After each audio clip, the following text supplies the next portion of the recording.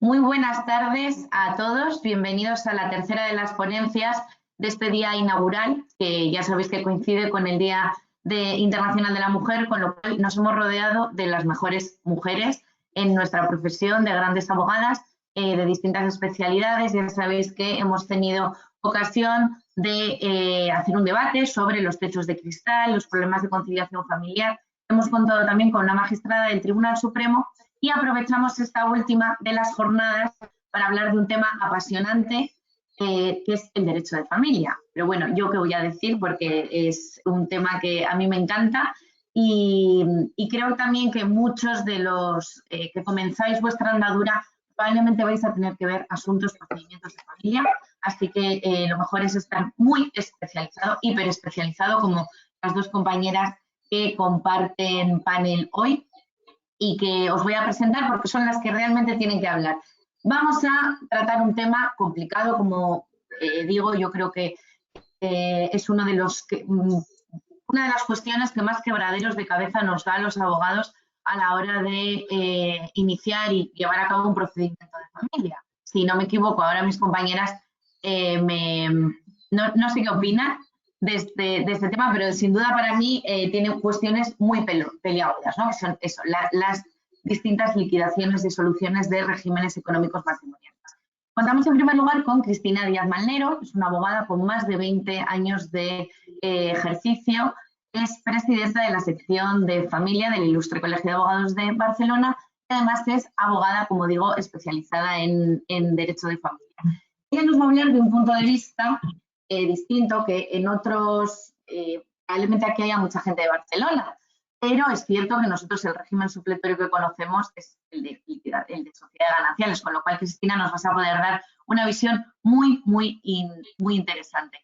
Y también contamos con Ana Clara Belío. Ana Clara además es compañera de Madrid, abogada también especializada en Derecho de Familia y presidenta de la sección de familia del Ilustre Colegio de Abogados de Madrid. Como veis, las dos comparten una trayectoria profesional muy parecida y hoy las hemos juntado aquí para que nos ofrezcan esas perspectivas distintas y también están aquí para resolver todas vuestras dudas, con lo cual os animo a que a través del chat que tenemos en la plataforma podáis hacer todas las preguntas que os surjan. Yo ya no tengo nada más que deciros, solamente daros la bienvenida y las gracias y esto es todo vuestro. Gracias. Pues muchas gracias, Pilar, por tu amable invitación. Muchas gracias a AJA por contar con el ICAM, por contar conmigo en este caso. Es un placer para mí estar aquí y estar también con Cristina, que es una grandísima compañera y especialista, también presidenta de sección en el ICAP. Y bueno, pues sin más voy a hacer un muy breve resumen de lo que serían los regímenes económicos matrimoniales en nuestro derecho, para yo centrarme en lo que es el régimen ganancial y su liquidación brevemente, y también en el régimen de participación, y luego dejar a Cristina que abunde mucho más en el régimen de separación que tan desarrollado lo tienen, desde luego, en Cataluña. Bueno, pues como todos sabéis, los regímenes económicos matrimoniales en nuestro derecho son de tres tipos. Tenemos los sistemas en los que hay una comunidad de bienes, los que todos conocemos es la comunidad a título oneroso, sociedades gananciales, y también la comunidad universal o fuero del bailío en determinados pueblos de Extremadura y de Ceuta, que popularmente es muy gracioso porque se define como lo mío es tuyo y lo tuyo es mío.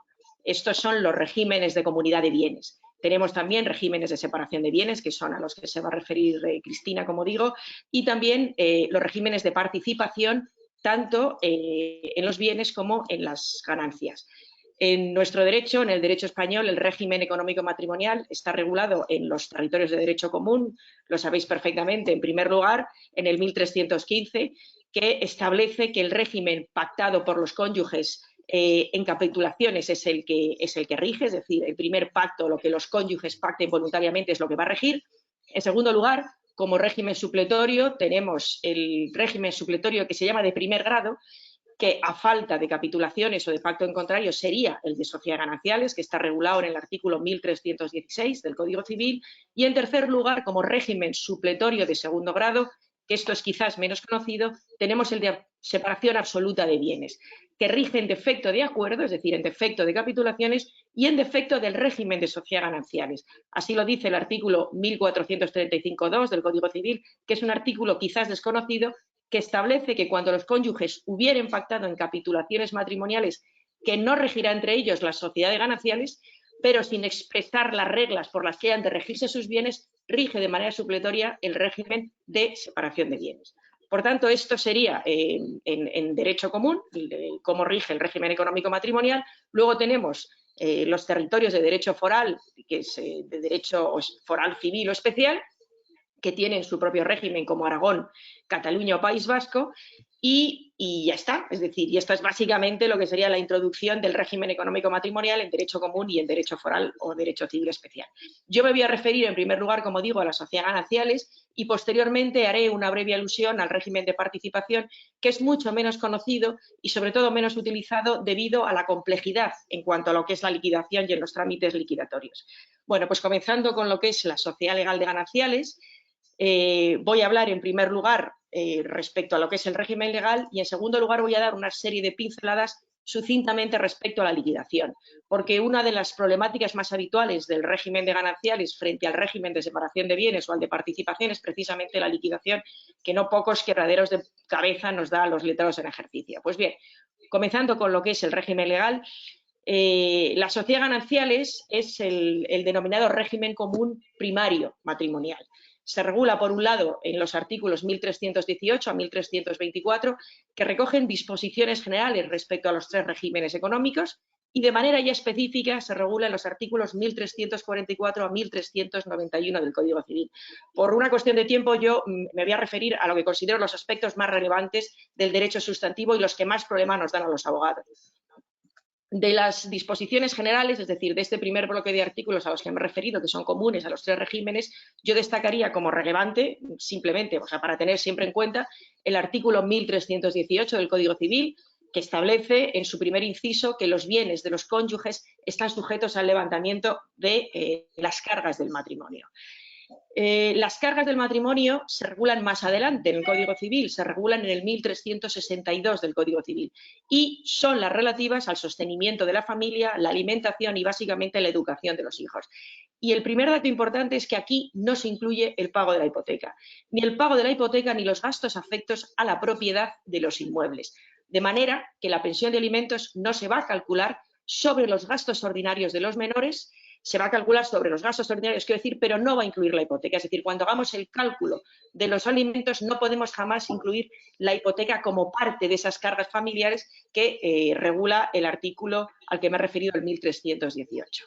Por tanto, esta es la primera cuestión que quiero destacar, que la hipoteca siempre, incluso en gananciales, se paga aparte y además se va a pagar conforme a la propia escritura del crédito hipotecario. Es decir, la hipoteca es una deuda contraída con un tercero y, por tanto, no se va a pagar conforme al porcentaje de propiedad, incluso dentro de los gananciales, sino que se va a pagar conforme al título hipotecario.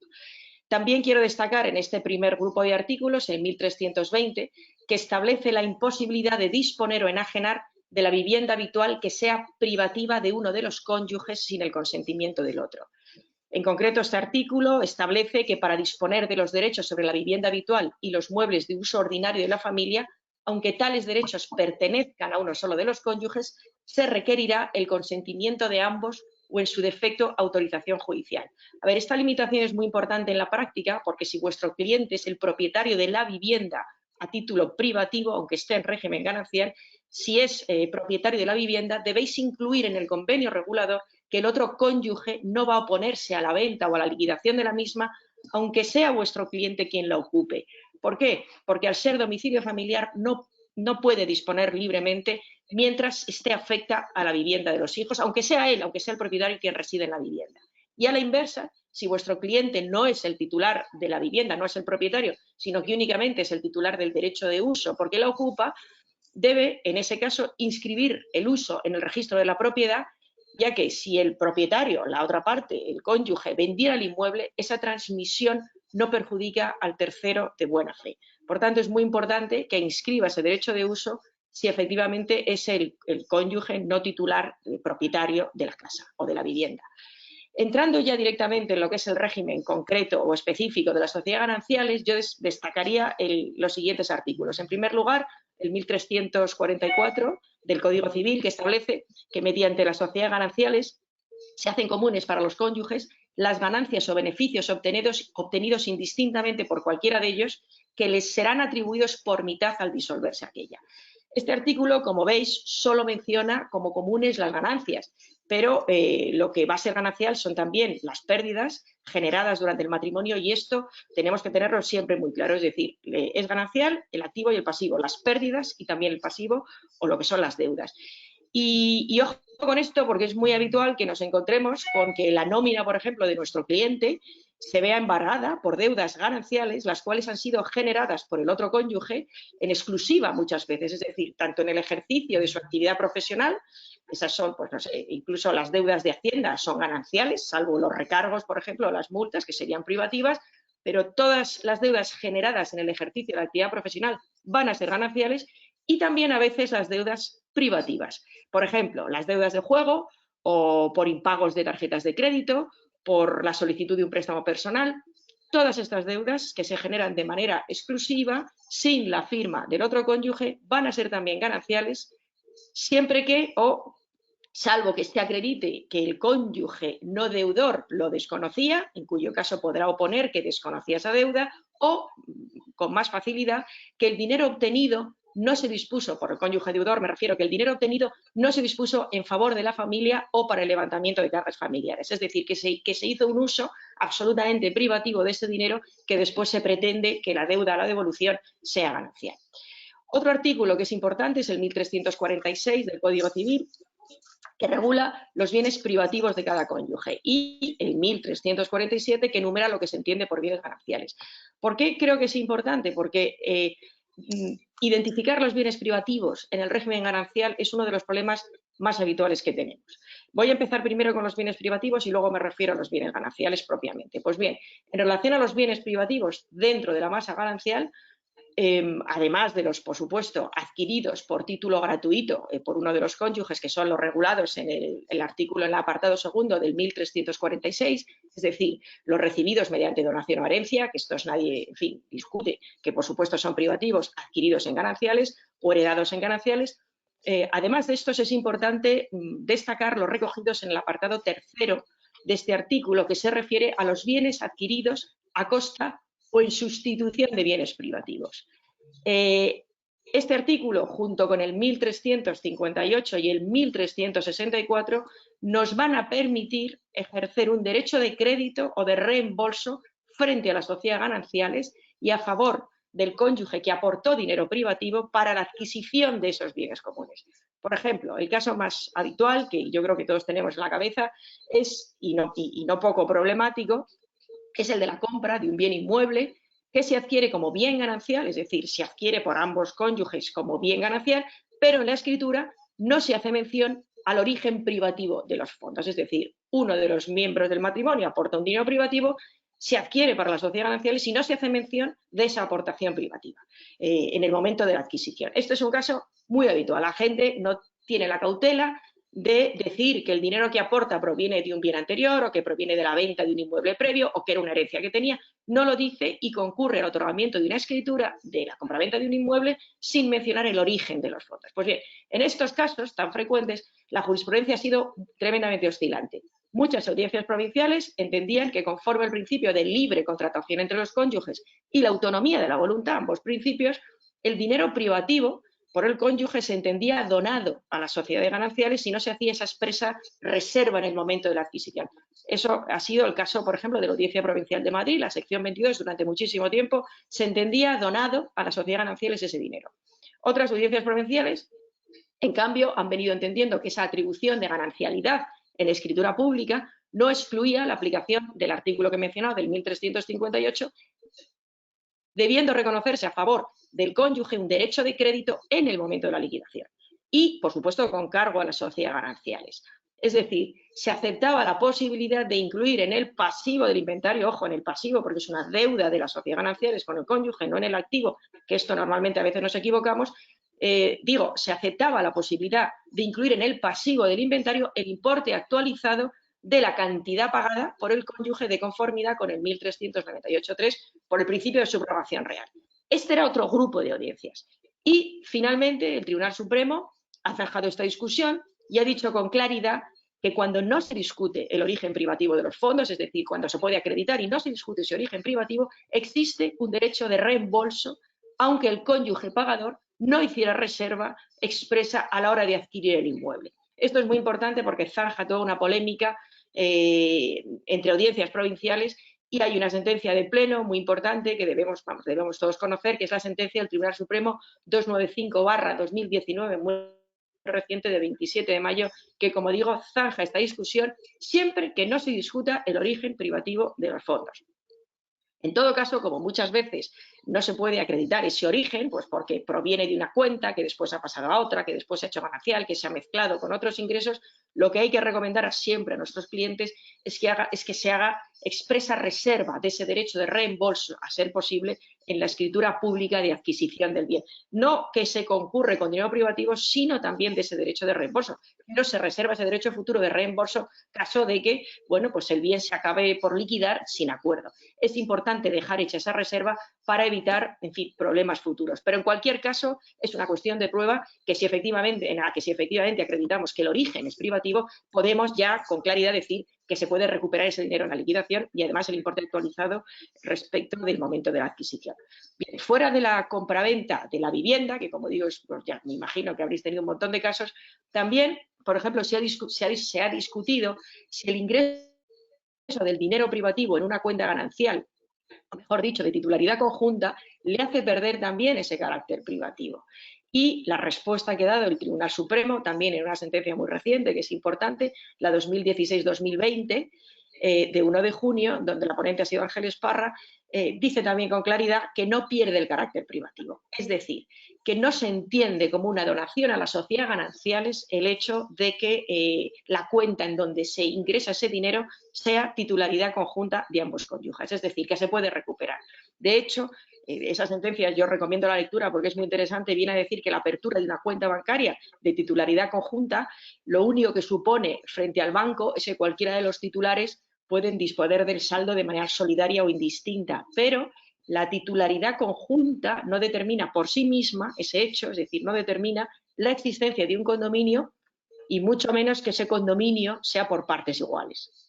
A mí me ha pasado en alguna ocasión que he tenido que ir con un peritaje porque había habido a lo mejor aportaciones periódicas de un fondo de una herencia privativa y mediante un peritaje se pueden identificar las cantidades que de manera privativa se han aportado. Insisto, el problema es acreditar el origen privativo de esas cantidades que se han ingresado, pero si se acredita ese origen, desde luego que existe ese derecho de reembolso.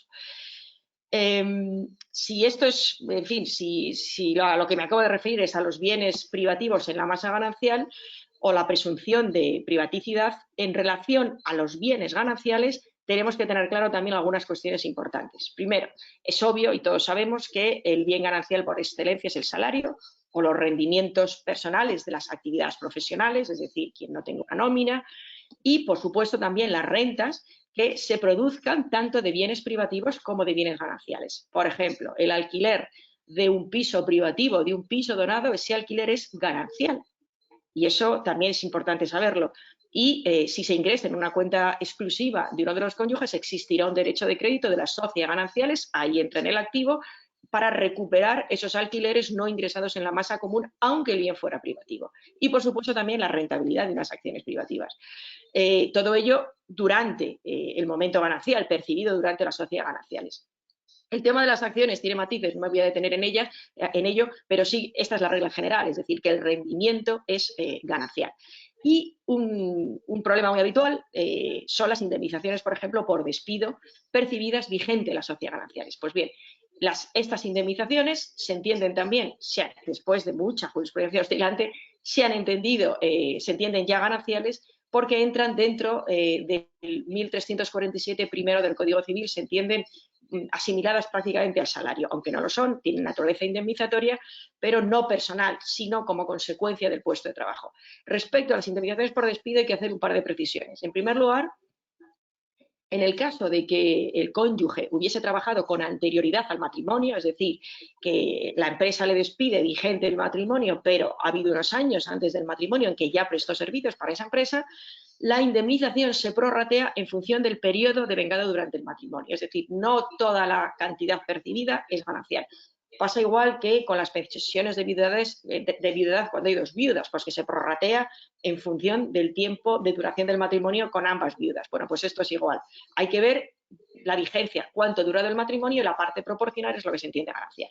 Y ojo, otra peculiaridad, siempre que se produzca el hecho causante, es decir, siempre que se produzca el despido, vigente el matrimonio.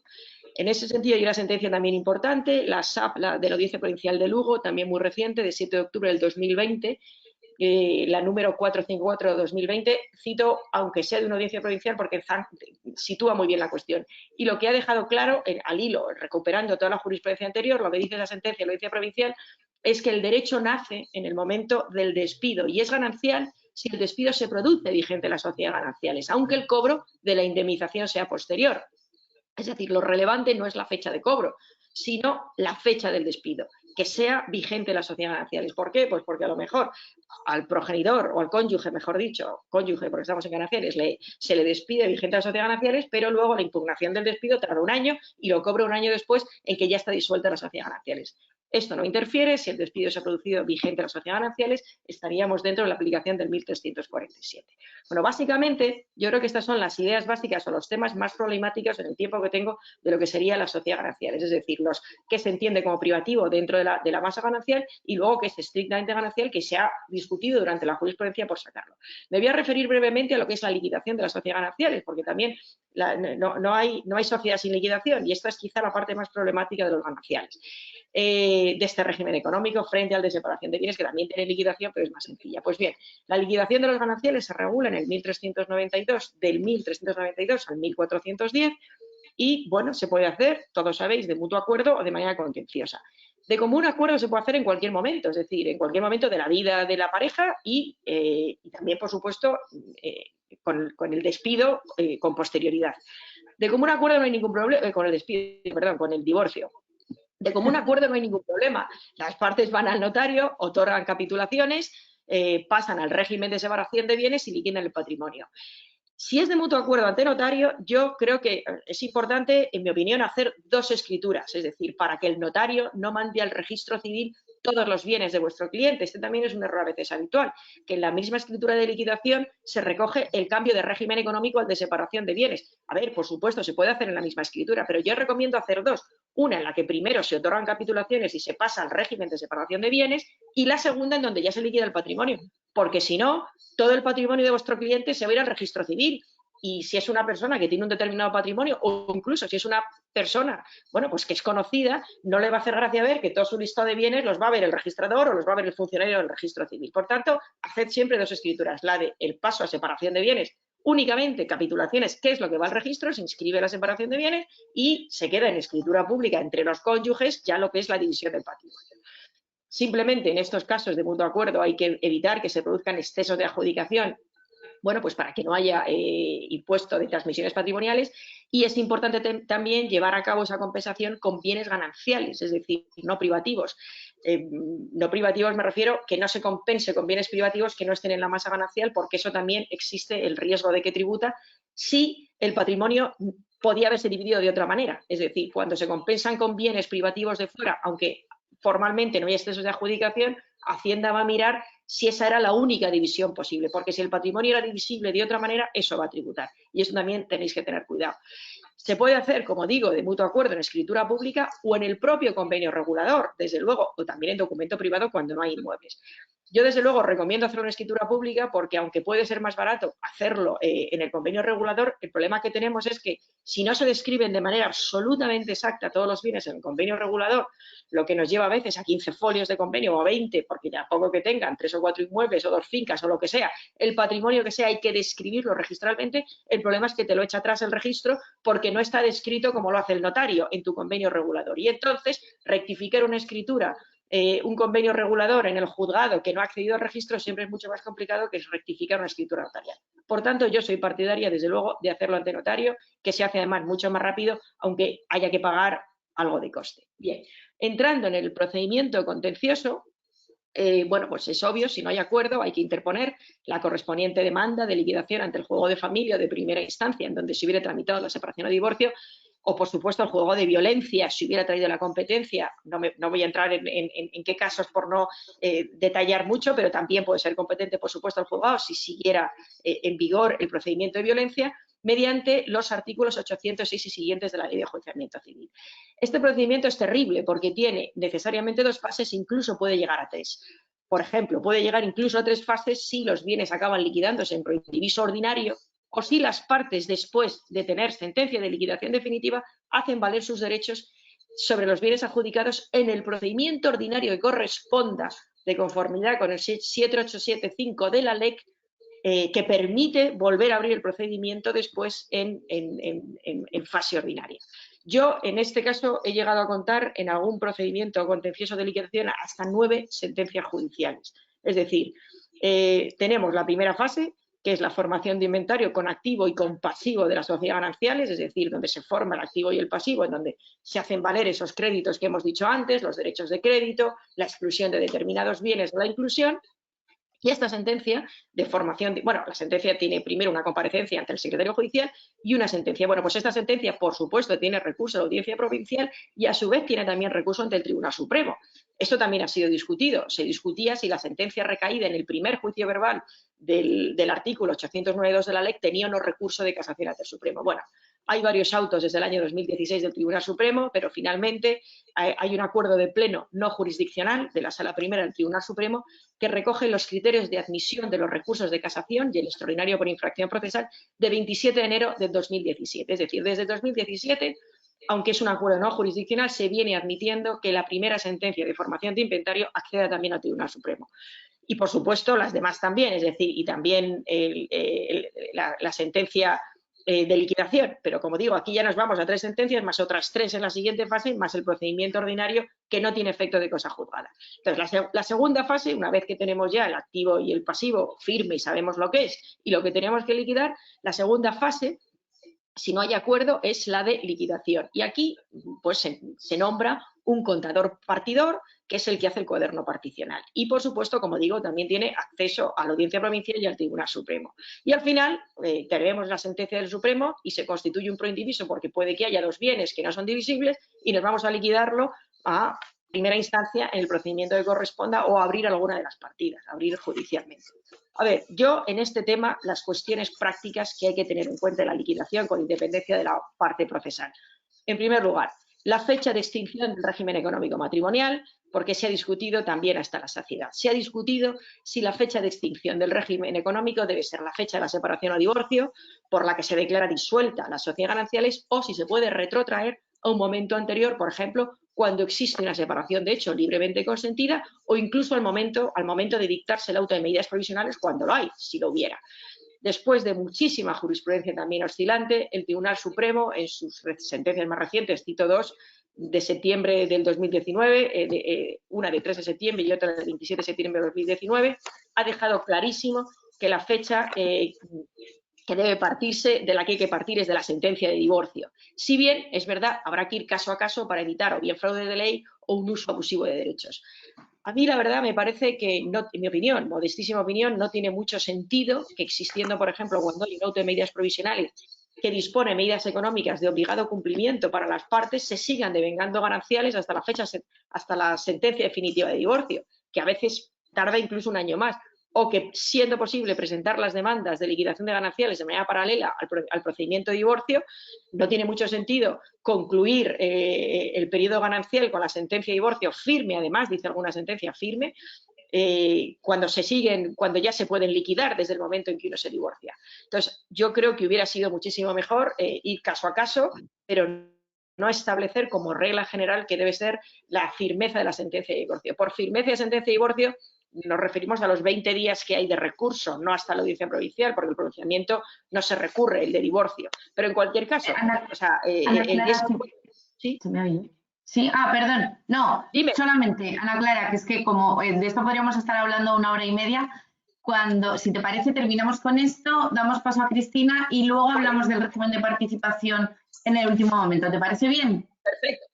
Sí, perfecto. Con esto último que estabas explicando, que además era muy interesante, el tema de la fecha. Bueno, iba a pasar, si queréis, más o menos, luego si hay preguntas, yo iba a señalar 3 problemas aquí. El siguiente, es que también hay que saber que el proceso de liquidación no altera el uso de la vivienda establecido en la sentencia de separación o divorcio, es decir, la subsistencia del derecho de uso tras la acción de división o de liquidación de gananciales la recogen de manera unánime todas las sentencias. Algunas sentencias se han pronunciado a favor de la no subsistencia, es decir, de la liquidación, de la extinción del uso si no existen hijos menores únicamente, es el caso de la Audiencia Provincial de Madrid del año 96, yo es la única que he encontrado, pero en general se acepta que el proceso de liquidación no produzca ninguna alteración en lo que es la sentencia matrimonial sobre alteración de uso, lo que nos obliga después a ir a una extinción posterior. Y también se acepta la posibilidad de acudir directamente al actio común y dividundo, es decir, a la división de la cosa común sin pasar por una liquidación de gananciales, cuando solo tenemos un único bien como es el domicilio familiar. Es decir, también se acepta no iniciar todo el proceso liquidatorio cuando solo hay una casa, por ejemplo, que es el domicilio familiar, podemos irnos directamente a liquidar el acto común, a la extinción del condominio. Y por último, también es importante mencionar que no cabe, que también es otro error común que cometemos muchos abogados, pero que no cabe valorar el uso de la vivienda como carga a tener en cuenta en la liquidación para descontarla del valor del inmueble. Es decir, un uso atribuido no tiene un contenido económico como carga a descontar dentro de los lotes que tengamos atribuidos. Muchísimas sentencias que si luego interesan las puedo pasar, pero también esto es muy pacífico. Iba a entrar en el régimen de participación, Pilar, pero lo que tú me digas, si no lo dejo para luego, si hay alguna duda. Vamos a darle paso, si te parece, a Cristina, ¿vale? Que explique la separación y luego volvemos al régimen de participación. ¿Te parece? Perfecto, muy bien, gracias. Vale, pues nada, Cristina, es tu turno. Yo también quiero que en este régimen que nos vas a explicar, en una charla el otro día comentaban que el primer error que cometen muchas parejas en cuanto se separan en separación de bienes es hacer una cuenta común y meter ahí todos los salarios y todo, ¿no? Eso es un error, realmente. Eso no se puede hacer. Primera lección de la separación de bienes, ¿no? Muchas gracias, Pilar. Primero, los agradecimientos, que yo siempre digo que la gente desconecta los agradecimientos y yo creo que son súper importantes. A ti, Pilar, por la invitación y a la agrupación de Abogacía Joven de Madrid, que realmente todos hemos pasado por ahí y ser abogados jóvenes es difícil, pero es muy enriquecedor. Y a Ana Clara por compartir esta mesa con ella hoy, que me gusta mucho, no lo habíamos hecho nunca, nos hemos encontrado en algunos sitios, pero la verdad es que es un placer y estar aquí con vosotras. Sí, régimen de separación de bienes. Bueno, lo primero es que yo creo que lo que se ha de hacer es cumplir con el régimen económico que uno elige, que sea el de separación de bienes, el de ganancialidad o el que sea, porque muchas veces, de hecho, en la carrera o incluso cuando uno empieza a ejercer, el tema de los regímenes económicos es como algo muy secundario. O sea, no es la primera pregunta que le haces al cliente cuando se sienta en tu despacho, y al menos cuando tiene hijos menores y cuando hay una guarda. Es como algo muy secundario. Luego, realmente, es algo muy importante. Muy importante porque, además, hay un acervo jurisprudencial infinito en estos temas. Como bien decía antes Ana Clara, hay muchas cuestiones que no resuelve el Código Civil y que ha ido resolviendo el Tribunal Supremo, como de hecho en separación de bienes ahora veremos. Por lo tanto, sí es verdad, Pilar, es un error y yo iba a decir que la estadística hace, los que ejercemos en Cataluña conocemos muy bien este régimen de que todo el mundo se casa en separación de bienes y vive en separación de bienes. Yo siempre digo, es mentira, porque como bien dices tú, lo primero que hacen es abrir una cuenta corriente, domiciliar los suministros, la hipoteca o el alquiler, ingresar los sueldos de cada uno y todo el mundo vive feliz. Y justamente esta tarde ha venido una señora a consulta y, oye, separación de bienes totales, o sea, una cosa, yo le decía, digo, me ha roto usted la estadística porque realmente no es lo normal. ¿Por qué? Esto se hace un mes. Cada uno su cuenta privativa y una cuenta para los suministros, la hipoteca y luego cuando hay cole de los niños, las extraescolares. Y cada mes vas poniendo en proporción. 2 meses, 3 meses, 1 año. Pero después de 15 años de matrimonio, es muy difícil mantener esta dinámica totalmente separada en el que cada mes te has de sentar en la mesa de la cocina a ver quién pone qué porcentaje de los gastos. ¿Sí?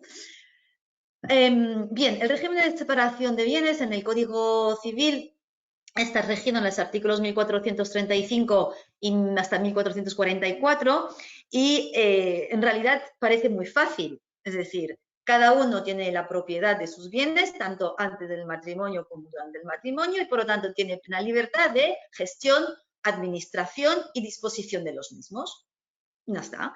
Cada uno en su casa, yo estoy en casa de todos. Aquí no se mezcla absolutamente nada. Y por lo tanto, lo que sí es verdad, se crea como una especie de dinámica de no rendición de cuentas de uno hacia el otro, sino que cada cónyuge tiene realmente el patrimonio que considera, en el que se incluye pues, los ingresos, en el que se incluye, por ejemplo, los alquileres de bienes que pueden tener antes del matrimonio. Y la única condición que fija el régimen es que cada uno contribuya al sostenimiento de la familia, las cargas familiares, en proporción a su capacidad, en proporción a sus ingresos, ¿sí? Por lo tanto, si nos encontramos con dos personas que tienen un sueldo equiparable o que bueno, no sé, uno gana 3.000 y otro gana 1.500 y los gastos comunes son de 1.000, pues evidentemente no haremos un 50-50 porque no están en igualdad de condiciones. Por lo tanto, es un régimen, como bien dijo antes Ana Clara, que efectivamente en territorio del Código Civil pues debe ser pactado, supletorio, en capitulaciones matrimoniales, es el régimen supletorio de segundo grado y debe establecerse a través de las capitulaciones matrimoniales que después, tanto antes como después del matrimonio y posteriormente inscritas en el registro civil para ser oponibles a terceros. No es así el caso de otras comunidades autónomas, efectivamente es el caso de Cataluña, en el que es el régimen en caso de no determinar otro en capitulaciones matrimoniales. El caso también lo citaré porque hay que saberlo y a veces cuando te pasa, a mí me pasó. En la Comunidad Valenciana, como sabéis, en su día, la Comunidad Valenciana adoptó la ley 10/2007 de regímenes económicos matrimoniales, que posteriormente, después de un recurso, de inconstitucionalidad, fue declarada inconstitucional por la sentencia del Pleno del Tribunal Constitucional 82/2016 de 28 de abril. Entonces, esta sentencia es muy interesante porque anteriormente la Comunidad Valenciana, régimen económico ganancial, al menos que se estipulase otra cosa por parte de los cónyuges antes o después del matrimonio en capitulaciones matrimoniales, llega la ley 10/2007 se transforma en separación de bienes y llega el Tribunal Constitucional y dice, no, hemos de volver a régimen de ganancial. Entonces, ¿pero qué dice el Constitucional? Que hay una época de transición porque dice, ojo, claro, entre el momento en que entró en vigor la ley en el 2008 y en el momento en que yo, Tribunal Constitucional, me pronuncio en el 2016, han pasado 8 años y por lo tanto sí que daremos efecto y vigor a todos estos regímenes económicos matrimoniales de separación de bienes, pues las personas que se casaron en el 2009 y no han dicho nada, pues están casados en régimen de separación de bienes y no en régimen de gananciales, ¿sí? Entonces, esta transición de 8 años es importante tenerla en cuenta, pues si tenemos dos clientes que se han casado en Valencia o que tienen esta situación de saber cuál es exactamente su régimen económico matrimonial, porque muchas veces piensan que es el de ganancialidad porque siempre ha sido así y resulta que se han casado justo en esta época de transitoria prevista por esta sentencia del Pleno del Tribunal Constitucional. El caso también, el régimen supletorio de primer grado en Baleares y también en Cataluña. Bien, ¿cuáles son, yo diría, las obligaciones o la particularidad que tiene el régimen de separación de bienes? Hay una cosa fundamental, y lo decía antes también Ana Clara, en relación a las obligaciones con la vivienda familiar, ¿sí? Es decir, es evidente que ha de contribuir, como he dicho antes, los dos al sostenimiento de las cargas familiares, a los gastos de la familia. Hay una responsabilidad, eso sí, solidaria de ambos cónyuges a las deudas que se contraigan en el ejercicio o para cubrir precisamente estos gastos familiares. Y hay una necesidad también, como también ganancial, del consentimiento del otro, aunque sea la vivienda familiar, es mi vivienda, es privativa, pero sí que el otro ha de consentir a los actos que se puedan realizar sobre esta vivienda habitual, actos de disposición y de administración. Así también dice el 1320 del Código Civil, como de uso ordinario, ¿no? Los muebles de uso ordinario de la familia. Entonces, aquí sí que es una obligación que recae sobre la vivienda familiar, otra vez, vivienda familiar que siempre tiene esta protección, ¿no? en muchas áreas de nuestro derecho de familia. Como hemos dicho, antes Ana Clara, sí que es cierto que el régimen económico puede mutar, ¿no? Durante la vida del matrimonio. Y por lo tanto hay un principio de no retroactividad, es decir, el régimen económico que vayas a adoptar, si estamos en gananciales en un momento determinado se decide hacer unas capitulaciones matrimoniales para que el régimen económico sea de separación de bienes, regirá a partir de ese momento hacia el futuro, ¿sí? Cierto es, que ahora veremos que la legislación catalana da la opción de que rija para el pasado siempre y cuando no vaya en contra de los derechos adquiridos de los terceros, que además son evidentemente siempre de buena fe en este sentido y que en el momento de la actuación, pues si estaban casados en gananciales no podían saber que después pues ya iba a cambiar a separación de bienes. Con lo cual, muy importante en este sentido, siempre un cambio, pero hacia el futuro. Por lo tanto, ventajas e inconvenientes del régimen de separación de bienes, porque claro, parece todo muy fácil. Bueno, empecemos por lo bueno, por las ventajas, siempre. Primero, la ventaja es emocional. Yo creo que, y más en nuestra área, el derecho de familia, como bien sabemos, es un derecho que une el cerebro y el corazón, y desde luego el hecho de que los patrimonios estén divididos, que cada uno aporte en función de lo que puede, es decir, de lo que esté generando uno mismo, sanea a nivel emocional, no solo antes del matrimonio, porque muchas veces nos encontramos pues con dos personas que van a contraer matrimonio, que ya tienen una capacidad económica importante, o ya generan una capacidad, o que ya tienen un patrimonio que también quieren, que no van a destinar a la familia, sino que quieren proteger, o incluso conforme al matrimonio, es una cuestión de la que no se habla, porque cada uno sabrá que solo ha de contribuir dentro de las reglas que he dicho antes, de contribuir al sostenimiento de las cargas familiares y de no realizar acto de administración sobre la vivienda familiar, pero que todo lo demás está perfectamente como en un Excel, encuadrado y queda ahí no sale. Con lo cual, una tranquilidad emocional antes y conforme convivencia, pero también una tranquilidad emocional en el momento de la ruptura. Sí que es verdad que, luego lo veremos, la confusión de patrimonio es muy fácil, lo que decías tú, ¿no, Pilar? Al principio es muy fácil porque el día a día te lleva, hay que pagar la luz, hay que pagar las extraescolares, hay que pagar el cole, oye, pues mira, pues abrimos una cuenta y ponemos ahí y tal. No es tanto abrir una cuenta común el problema, ya lo veis. El problema es no respetar esta proporcionalidad en función de mi capacidad económica, de mis ingresos, de ir poniendo un 50 o 50, cuando a lo mejor habría que poner, pues no sé, 90-10 o 60-40.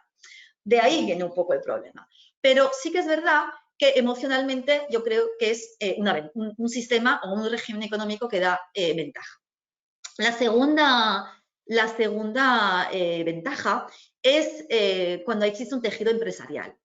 ¿Sí? Bueno, sabéis que uno de los motivos por los que en Cataluña es el régimen primario es simplemente porque, bueno, la compilación ya, las familias tenían pues empresas textiles, o sea, y realmente lo que se pretendía es proteger, digamos, el entramado de cualquier, bueno, pues si viene un acreedor o si nos vamos a la quiebra, pues que el patrimonio del cónyuge sí estuviese protegido, ¿no? Es un poco la filosofía. Y esta filosofía yo creo que hoy en día ha de seguir siendo así, en caso de personas pues, que tienen su empresa, su entramado empresarial, que no comparten con el otro cónyuge, que tiene su propia actividad económica o profesional, y por lo tanto es una forma de que cualquier responsabilidad, obligación, deuda o situación de crisis que pueda tener esta persona dentro de su actividad empresarial no afectase al patrimonio de su cónyuge. Segunda ventaja en este sentido.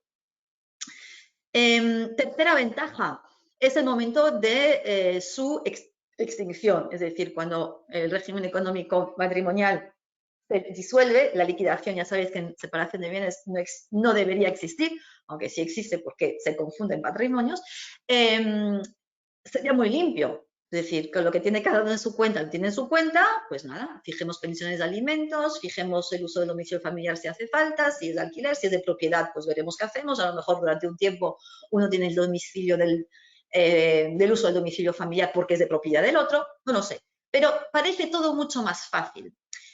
Al menos de entrada lo puede ser. Y desde luego mucho más que una liquidación de régimen económico de gananciales. Bien, inconvenientes, primero que puede resultar injusto, ¿no? ¿Por qué? Porque teniendo en cuenta las diferentes capacidades económicas que se pueden generar en un matrimonio, pues si hacemos, o sea, hemos de proporcionar muy bien la participación a los gastos de la familia, porque si hacemos mitad-mitad, aquí sí que no estamos respetando el principio de igualdad sobre el que recae y sobre el que se basa pues los regímenes económicos matrimoniales en general. Por lo tanto, inconveniente es que el día a día haga que al final uno contribuya en una proporción o menor o mayor del que debería. Y el segundo inconveniente, que me lleva al tema estrella en el tema de separación de regímenes de separación de bienes, es cuando uno de los cónyuges no trabaja o ha trabajado para el negocio o la empresa o la actividad profesional del otro de manera no remunerada o no suficientemente remunerada, y entonces se puede dar lugar a lo que llamamos la compensación económica o trabajo doméstica, en el Código Civil, el artículo 1438, o la indemnización económica por razón del trabajo del Código Civil de Cataluña. Bien, empezaré por el Código Civil español, por el Código Civil común. Claro, el artículo 1438 es un artículo único. Explica poco, por no decir casi nada, y evidentemente ha abierto la veda de que el Tribunal Supremo es el que realmente ha ido poniendo las condiciones de aplicación de este artículo, ¿sí? En 1438 el Código Civil establece la posibilidad de que en el momento de la extinción del régimen de separación de bienes se pueda fijar una compensación a favor del cónyuge que durante el matrimonio haya dedicado su tiempo en mayor medida a la realización de las tareas del hogar, el trabajo doméstico, y que por lo tanto esto ha hecho que se tiene que compensar con un valor, darle un valor a esta, esta dedicación, y le damos un valor en forma de compensación económica por razón, por trabajo doméstico. Como he dicho antes, el Tribunal Supremo ya desde el año 2011, la primera sentencia relevante del 14 de julio del 2011, de la Sala Primera, ha empezado a indagar en esta compensación económica y, como bien decíamos antes, cada régimen económico podríamos estar 1 hora y media hablando de él. Por lo tanto, y tampoco os voy a inundar de números de sentencias, pero hay 3 o 4 sentencias que sí que tenemos que tener en cuenta, porque a día de hoy no solo el Tribunal Supremo ha reinterpretado el concepto de trabajo para la casa, hemos llegado o hemos pasado de un momento de exclusividad, hay que trabajar solo para la casa, no puedo trabajar fuera de casa, y ahora estamos en un momento muy distinto en el que no hace falta ni que yo haya ejercido, que yo haya trabajado en casa, sino que yo puedo haber dado instrucciones a la persona que tenemos contratada en casa para que vaya con la lista de la compra, pues hace la compra, no sé, donde sea, al Carrefour, al mercado, donde queráis, que vaya a recoger a los niños, que tenga el cuidado de de poner las lavadoras, de planchar, de hacer la comida, etc., etc. Es decir, yo puedo ser una persona que haya organizado, dice el Tribunal Supremo, en la intendencia de la casa, aunque la ejecución la haya llevado una tercera persona. ¿Sí? ¿Veis? Entre lo que dice el Código Civil y lo que finalmente acaba diciendo el Tribunal Supremo, hay una evolución, que es una evolución que solo se explica por la interpretación social, en base al 3.1, al artículo 3.1 del Código Civil, que realiza el Tribunal Supremo, de que ya no estamos en ese momento del artículo 1438, no, ya hemos evolucionado, nuestra sociedad ha evolucionado. La incorporación de la mujer también al trabajo doméstico en casa, pero por tercer, hemos evolucionado, ¿no? y el Tribunal Supremo hace esta interpretación. Sentencias importantes, esta última, en el año 2019 no solo habló mucho de régimen de gananciales, pero también de régimen económico de separación de bienes. No sé si es una casualidad, pero en ese año realmente hay varias sentencias muy importantes. La primera, partamos de la sentencia de la Sala Primera del Tribunal Supremo de 252/2017 de 26 de abril. Esta es la que modifica su criterio interpretativo y en el que habla de la exclusividad, ¿no? De forma exclusiva, cómo nos hemos de dedicar, porque también dice el Tribunal Supremo cuando uno ya ha trabajado para el negocio del otro con remuneración insuficiente, ¿sí? Bien. La del 2017, importantísima. Luego también de la Sala Primera del Tribunal Supremo de 13 de febrero del 2019, en el que se dice que precisamente una vez que hay la extinción del régimen de separación de bienes y cuando la esposa se ha dedicado a la casa, la cuestión no es tanto de si tiene derecho o no, porque esto se da por hecho, sino de cuantificar ese derecho. ¿Cómo cuantificamos? ¿En qué porcentaje? ¿Qué importe le damos a esta señora? Eso es el tema.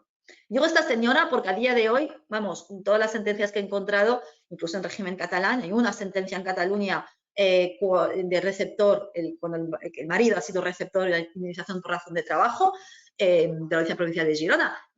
En las demás las estadísticas son las que son y no las podemos, no podemos engañarlas. Entonces, en esta sentencia de 13 de febrero del 2019, lo que dice el Supremo no es tanto una cuestión de derechos, sino de cuantificación. Vayamos más allá. Ya damos por hecho que esto es así, que ya hemos acreditado el trabajo para la clase. Entonces, hemos de ir cómo cuantificamos.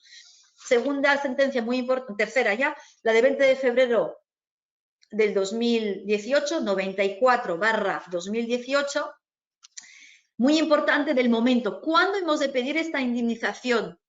Como bien decía antes Ana Clara, entonces había aquí unas que sí, que no, había un poco muchas audiencias que discrepaban de no, pues esto hemos de ir al 806 de la Ley de Enjuiciamiento Civil porque al fin y al cabo se refiere a todos los regímenes económicos matrimoniales.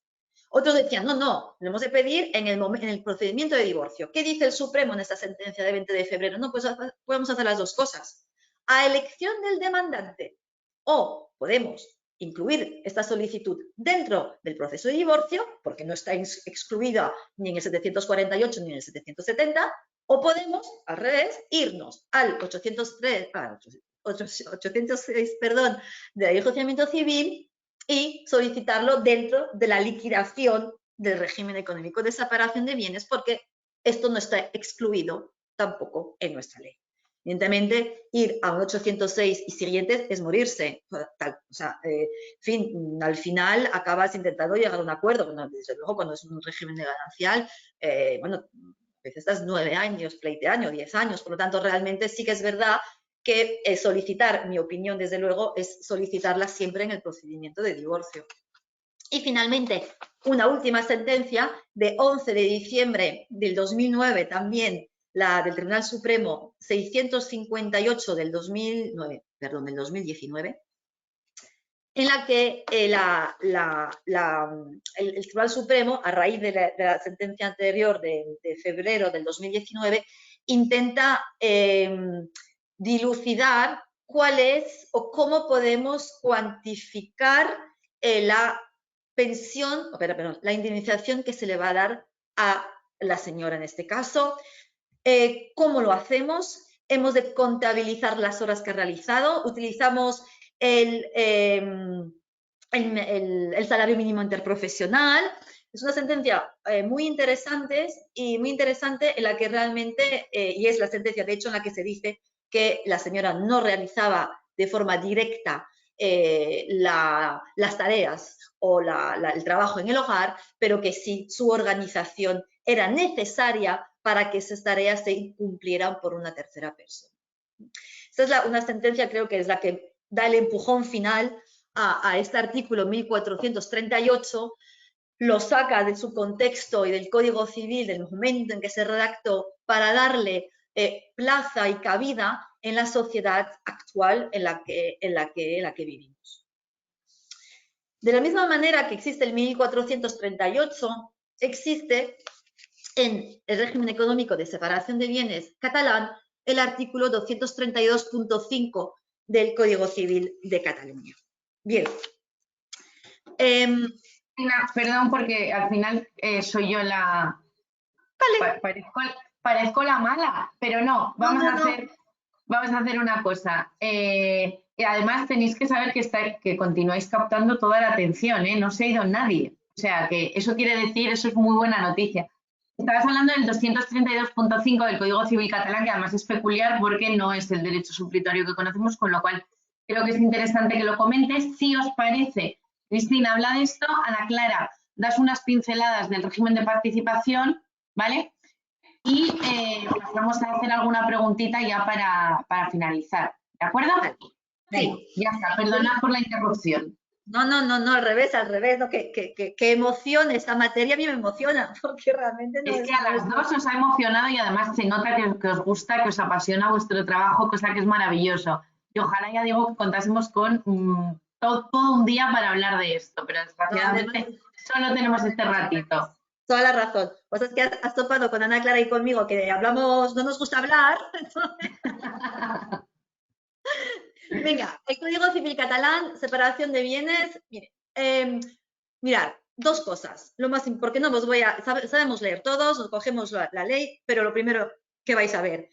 Artículos 232.1 a 232.12.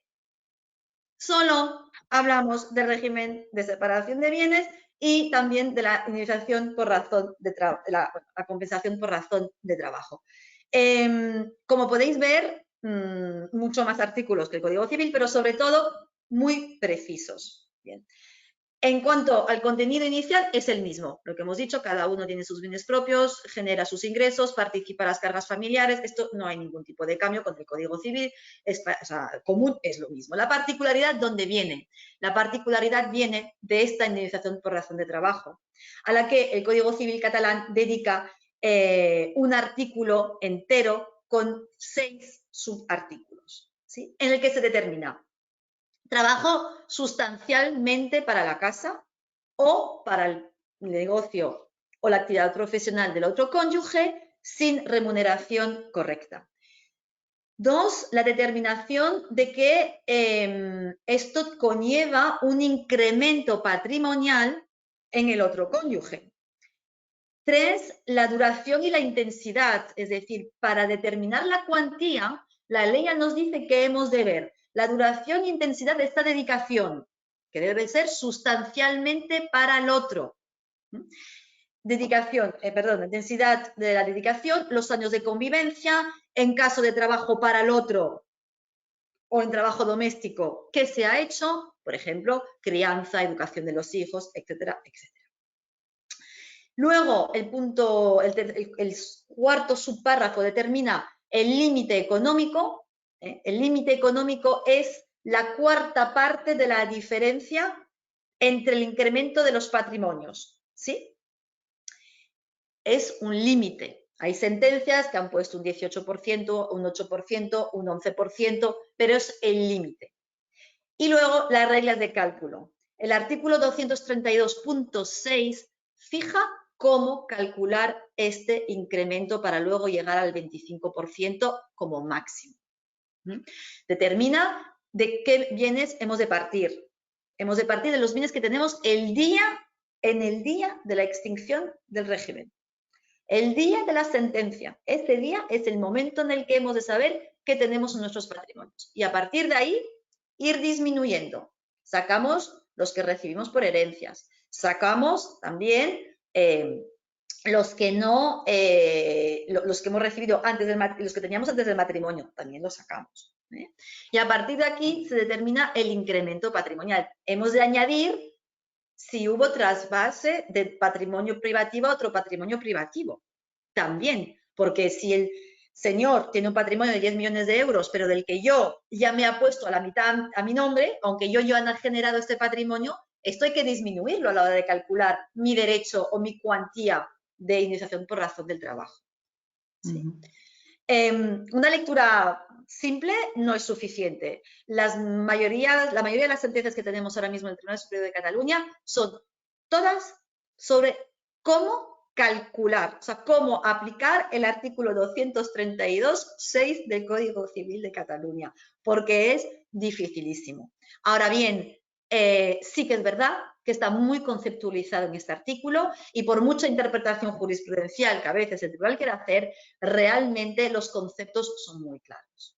O sea, os animo a que lo leáis y que realmente da unas claves que el Tribunal Supremo aún está buscando, ¿no? De cuantificación. Y yo creo que aquí, bueno, pues un abogado creativo en algún recurso de casación en el Tribunal Supremo, si tenemos un tema de estos, pues podría dar alguna clave, porque yo creo que, bueno, pues que a veces los abogados, si somos creativos, hacemos que los jueces también lo sean, y esto es importante.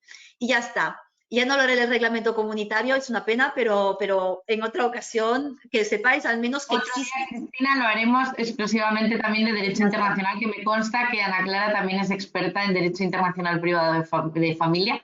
O sea que también podemos organizar otra para hablar de este tema, si os parece bien, ¿vale? Muchísimas gracias. Nos apuntamos, Ana Clara, nos apuntamos, ¿verdad? Lo que nos diga Pilar. Sí, por supuesto. Pero vamos, por supuestísimo, vamos. Vale, pues como no, muchas gracias, que la próxima la haremos también, que no es un tema fácil, desde luego estáis eligiendo temas muy complicados, como son los regímenes económicos matrimoniales y luego el derecho internacional privado en familia, que también me parece bastante complicado y con muchísima jurisprudencia y legislación que tenemos que conocer. Por eso también sé que sois grandes defensoras las dos de la especialización en derecho de familia, que es fundamental, que los abogados que nos dedicamos a esto tenemos que ir más allá, no conocer el derecho general y punto, sino conocer al dedillo y estar totalmente actualizados. Así que también ya digo que me consta que vosotras sois grandes defensoras. Ana Clara, hacemos una cosa, 5 minutitos para hablar del régimen de participación, que creo que es el gran desconocido, y si os parece ya cerramos. Os repito, habéis mantenido la atención como pocas ponencias, de verdad, o sea que yo creo que es un tema que llama muchísimo la atención. Así que de nuevo, Ana Clara, te doy la palabra, hablamos, como digo, de este régimen y nos despedimos, ¿vale? Vale, no canso mucho. Solamente una cosa, la verdad que me ha encantado todo lo que ha dicho Cristina, me parece fantástico y me da mucha envidia el derecho catalán y los artículos que regulan el derecho equivalente, porque nuestro Tribunal Supremo todavía está haciendo cábalas de cómo no le gusta mucho, yo creo que al Tribunal Supremo lo que no es la ganancialidad e indemnizar. Ya nos ha quitado a las parejas, de hecho, las pensiones compensatorias, por tanto, yo creo que la línea nuestra es más bien de tirar hacia un poquito racanería, ¿no?, a la hora de establecer indemnizaciones. Pero bueno, dicho esto, la verdad que el régimen de participación es casi el que ha descrito Cristina, es decir, yo, bueno, en nuestro caso, digo, ¿cómo cuantifica el Tribunal Superior de Justicia de Cataluña la indemnización equivalente? Es casi el crédito de participación que existe en el Código Civil. El régimen de participación se regula en el 1411 y a 1434 y es un régimen mixto que debe ser pactado entre los cónyuges. Este sí que no es supletorio de nada, es realmente inusual debido quizás a la complejidad liquidatoria, por eso se utiliza poco, aunque se utiliza. El 1411 lo dice con claridad: en el régimen de participación cada uno de los cónyuges adquiere derecho a participar en las ganancias obtenidas por su consorte durante el tiempo que dicho régimen haya estado vigente. Es decir, es similar a la separación de bienes, con la salvedad de que en el momento de la disolución del régimen o de la extinción es cuando se genera ese crédito de participación. Y esta es la gracia, es decir, hay que hacer un cálculo entre el patrimonio inicial en el matrimonio y final de los cónyuges, y ese crédito de participación se determina conforme a la diferencia. Es decir, por ejemplo, si A tenía 20 y llega a 50, tiene un 30% de ganancia, y B tiene un 10% de ganancia, la diferencia, 30 menos 10, 20, el crédito de participación es de 10. Es decir, hay que ver el patrimonio inicial y final de ambos, y el 50% y el exceso es el que sirve para compensar al otro cónyuge. Lo que pasa es que es verdad, que es lo que dice Cristina, que hay que calcular masas patrimoniales complejas, que realmente sea lo generado en el matrimonio, etcétera. Y ya para acabar, si solo uno de los patrimonios es el que hubiera arrojado un resultado positivo, es decir, bueno, pues porque el otro ha tenido incluso una minusvalía, el crédito de participación se articula solo únicamente a favor del cónyuge que no haya visto aumentado su patrimonio en la mitad del incremento del otro. Es decir, pues que si el que veíamos al principio tiene una ganancia de 30 y el otro de menos 10, el crédito es de 15 a favor del otro, ¿vale? No hay ninguna compensación. Esto es todo. Y si ninguno de los patrimonios arroja resultado positivo, pues no se reparte nada, no se compensa nada. ¿Quién nos iba a decir cuando decidimos dedicarnos a esto que pensábamos que nos íbamos a olvidar de las matemáticas para siempre, que están en en muchas especialidades? Y sí que os quería solamente comentar una cosa. Creo que no se puede dejar de lado la fiscalidad en estos asuntos, ¿no? ¿Qué opináis o qué le diríais a un abogado que quiera especializarse en familia con respecto a la fiscalidad? ¿Qué le aconsejaríais? Porque muchas veces parece que no van de la mano, que nos olvidamos de la fiscalidad y todo lo contrario. Es incluso en ocasiones lo que nos hace fastidiarla por no haber previsto este punto, ¿no? Es que yo creo que el problema es doble, en realidad, aquí. Primero porque hay muy pocos fiscalistas que están especializados en fiscalidad de familia. No es muy corriente, lo digo porque, por ejemplo, no sé Ana Clara, pero nosotros cada año hacemos en la sección una formación, ahora un webinar, ¿no?, de fiscalidad de familia, y no es tan frecuente encontrar estas cuestiones. Por lo tanto, el consejo diría, bueno, hacer una formación en derecho fiscal, no es que no es derecho fiscal, es en derecho fiscal de familia, por lo tanto sí que hay que tener una buena base, creo yo, de entender. Hay que saber lo que es un IRPF, hay que saber lo que es un ITP, hay que saber lo que es una base imponible, hay que hacer una bonificación, la diferencia entre una bonificación y una reducción, bueno, hay que saberlo. Hay que saber que, por ejemplo, en Cataluña la indemnización por razón de trabajo, todo lo que metemos ahí, el artículo 33 de la ley dice que está bonificado, o sea, es decir, hay que saber estas cosas. Pero no es tanto como algo general. O sea, ¿va a hacer un máster en Derecho Fiscal? No lo sé.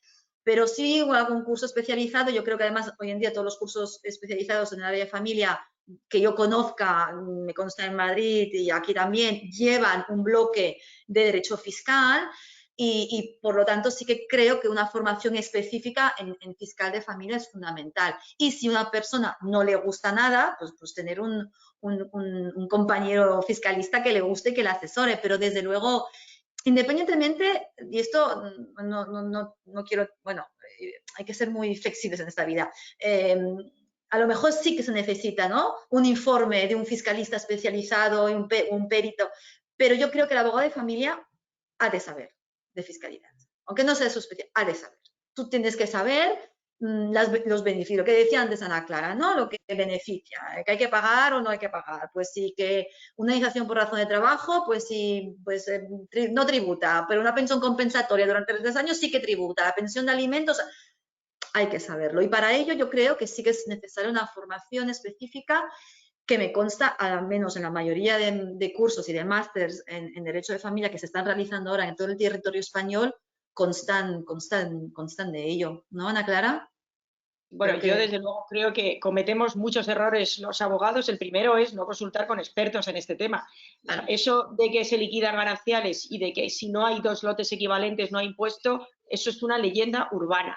Eso es radicalmente falso. Teniendo 2 lotes equivalentes tienes serios problemas fiscales cuando, por ejemplo, se compensa con dinero privativo para mantener unos bienes en uno de los cónyuges. No. Si los bienes son divisibles, hay que dividir los bienes. Si no, Hacienda no te admite esa liquidación, aunque formalmente uno haya pedido un crédito para compensar al otro. O sea, no es posible. Tiene que ser bien indivisible para aceptar, por ejemplo, esa compensación. Pero es que luego el 1438 que decía Cristina tributa. Vamos a ver, no tributa, dice la ley del IRPF, no tributa, pero en el momento en que no reúnes los requisitos, automáticamente Hacienda entiende que puede haber un fraude para camuflar una pensión compensatoria bajo la apariencia de una indemnización exenta y te encuentras con una paralela de a lo mejor delito fiscal en donde, ojo, los abogados con la ley de blanqueo somos responsables de haber firmado ese convenio. Entonces, tenemos que tener muchísimo cuidado a la hora de meternos en ese jardín, yo creo.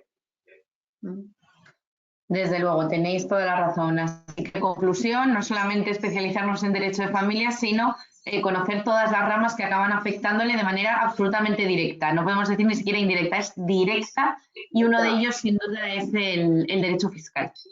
Ana Clara, Cristina, daros de nuevo las gracias. Ha sido un verdadero placer. Ya digo que yo, al menos personalmente, me habría quedado horas escuchándoos porque sois grandes profesionales con una experiencia que se nota a la hora de hablar, solamente con escucharos un rato se nota. Además de a vosotras, también quería dar las gracias a todos los patrocinadores que nos han estado apoyando en este congreso, en especial a, el Colegio de Abogados de Madrid, por supuesto, Mutualidad de Abogacía, Nueva Mutua Sanitaria, Derecho Práctico, la Universidad de UNIR, Banco Santander, ISDE, Alier Abogados y Jerico Muro y Asociados. A todos ellos, muchísimas gracias, y a todos los que nos habéis estado viendo hasta estas horas, también muchísimas gracias, y mañana os esperamos en una nueva jornada.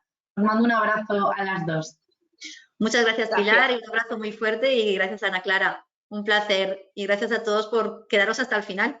Muchas gracias. Y he tomado nota con el tema del derecho internacional, que conste, ¿eh? Vamos a programar otra. Ya nos tienes ahí firmado. Cuidaros mucho. Muchísimas gracias. Chao. A vosotros.